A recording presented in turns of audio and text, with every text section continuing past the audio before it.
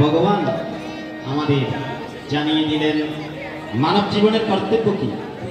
আমরা দুর্বলতা হলে আমাদের চলবে না আমাদের ভগবান বলছেন অর্জুনকে লক্ষ্য করে ভগবান অর্জুন যখন পথভ্রষ্ট পথভ্রান্ত হলেন সেই কুরুক্ষেত্রের রণাঙ্গনের মধ্যে যুদ্ধ করবে না বলছেন তখন ভগবান শ্রীকৃষ্ণ তাকে বলছেন হে অর্জুন তোমার মতো কাপুরুষতা দুর্বলতা ক্রীবতা শোভা পায় না তোমার কর্তব্য তুমি সাধন করো তোমার উদ্দিষ্ট তো পুত্রং হৃদয়ে দুর্বলং ত্যক্তু দৃষ্টবান্তব তোমার এই পুত্র হৃদয়ের দুর্বলতা ত্যাগ করিয়া তুমি উঠো তুমি জাগো তুমি জেনে নাও তুমি কোথায় থেকে এসেছো তোমার কর্তব্য কি তোমার ধর্ম কি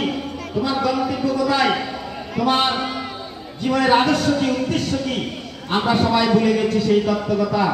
আজকে আমরা দুর্বলতায় কাপুরুষতায় ভুগতেছি আমাদের সনাতন ধর্মের মধ্যে আমাদের ভগবানের এই ঐশ্বরিক বাণী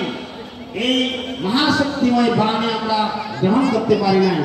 তাই ভগবানের কথা আমরা ভুলে গেছি ভগবানের প্রতি আমাদের বিশ্বাস চলে গেছে আমরা সনাতন ধর্মে জন্মগ্রহণ করেও আমাদের আচরণে আদর্শে আমাদের সন্তানদেরকে গীতার আদর্শ তাহাদের মধ্যে প্রবেশ করাতে পারি নাই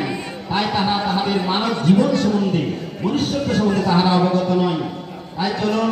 হে সনাতনীগণ আর ঘুমালে হবে না আমাদের এই দুর্বলতা কাপুরুষতা বীরতা এগুলি ত্যাগ করে আমাদেরকে জাগ্রত হতে হবে আমাদেরকে প্রকৃত উদ্দেশ্য সাধন করতে হবে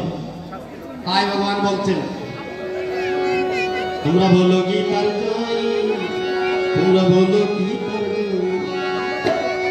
গীতা পড়ে গীতা শুনে গীতা পড়ে